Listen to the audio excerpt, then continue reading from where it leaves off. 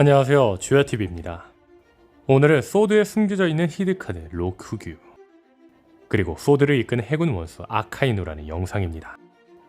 영상 바로 시작합니다.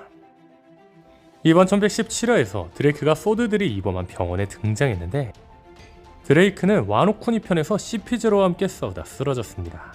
쓰러진 뒤 1052화에서 다시 등장했지만 킬러에게 패배했던 호킨스 옆에서 다시 쓰러졌죠.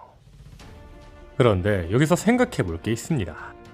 1052화에서 표현되기를 드레이크와 호킨스는 완전히 지쳐버린 것처럼 묘사되었습니다. 홀로 와노쿠니를 빠져나갈 수 없을 정도로 말이죠. 분명한 건 와노쿠니는 입국 역시 힘들지만 출국 역시 힘듭니다.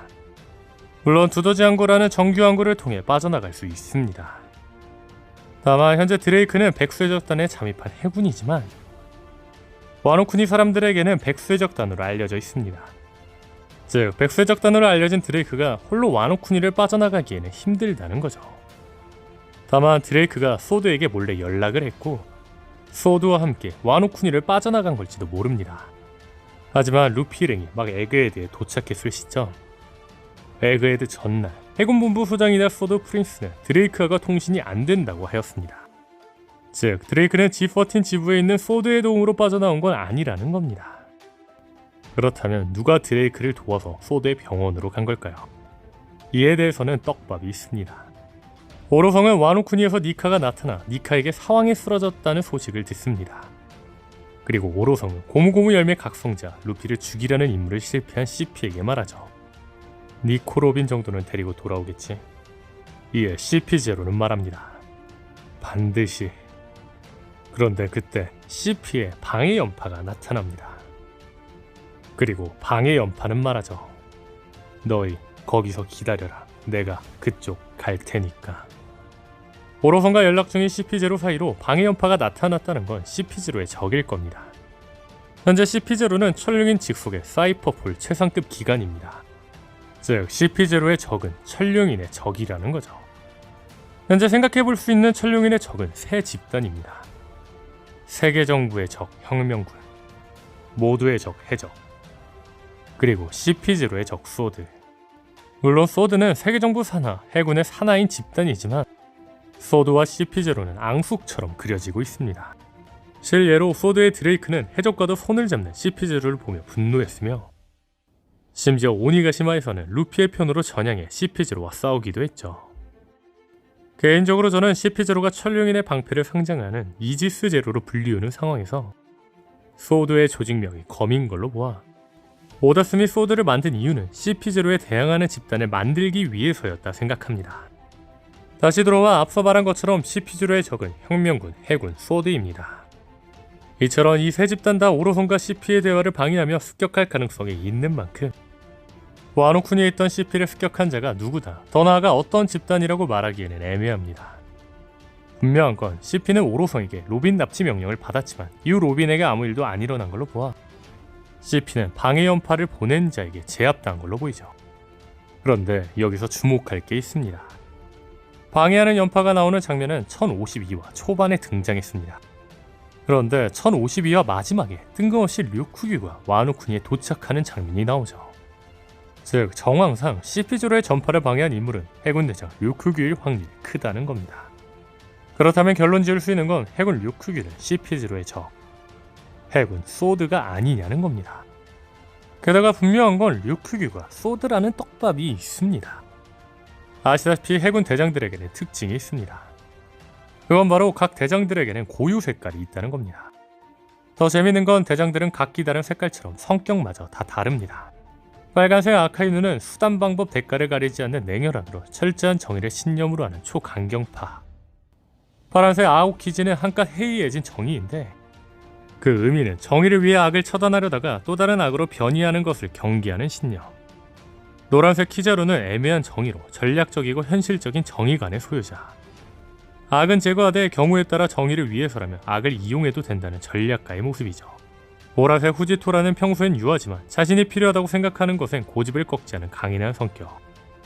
그런데 후지토라 성격 마치 아오키즈와 아카이누를 섞어놓은 것 같지 않나요? 민간인 피해가 발생할 수 있는 상황에서도 정의를 위해 같은 편인 칠무회가 아닌 해적인 루피에게 배팅하는 모습.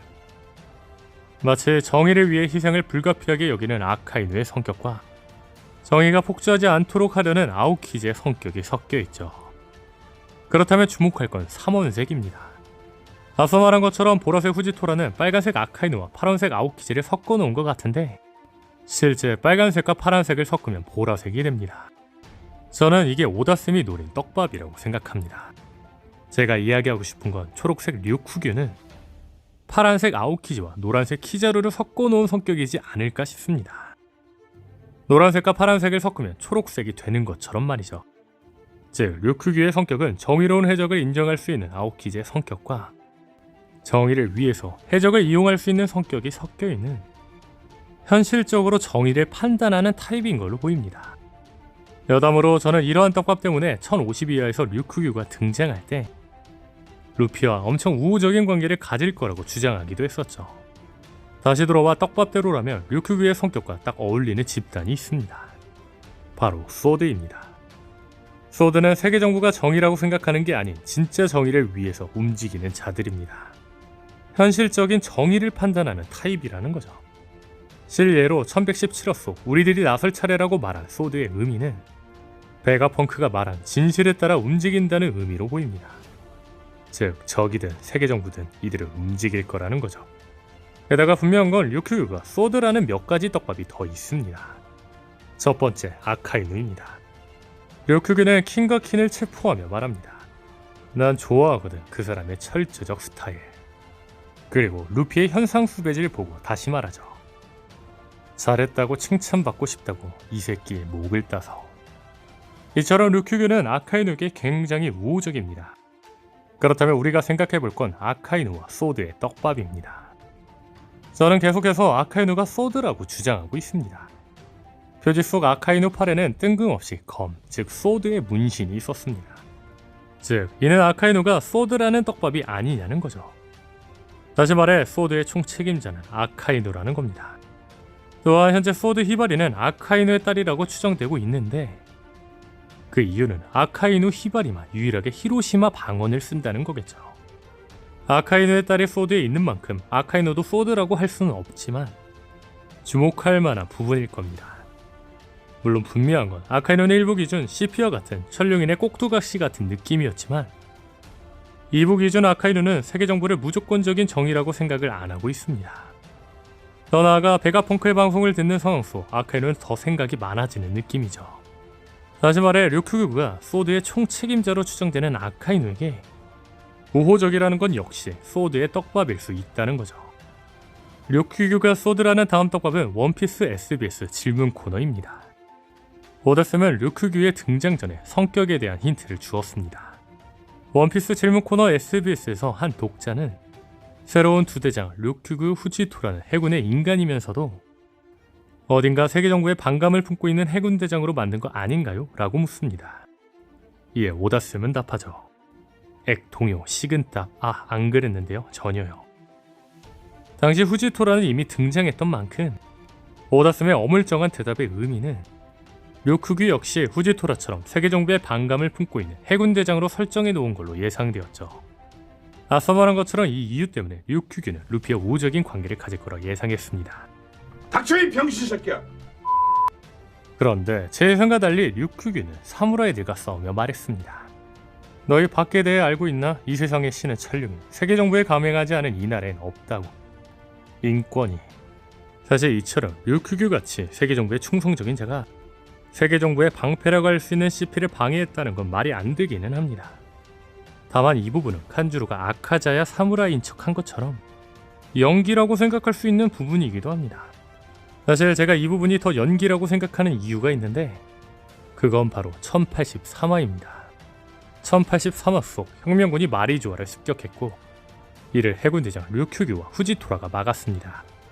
그런데 후지토라는 세계정부에 반감이 있는 인물로 추정되는 만큼 천룡인이 있는 와중에도 운석을 떨어뜨리려고 했습니다. 그때 천룡인이 말하죠. 류쿠규, 니놈 누가 다치기라도 한다면 바로 사형이다. 이에 류쿠규는 속으로 생각합니다. 귀찮게 빨리 비키라고. 이는 우리가 와노코니에서 봤던 류쿠규의 모습과 너무나도 다르죠. 따지고 보면 이게 오히려 진심처럼 보입니다. 정황상 류큐기는 소드이며 드레이크를 병원에 데려다준 인물이 아닐까 싶네요. 오늘 영상은 여기까지입니다. 시청해주셔서 감사합니다.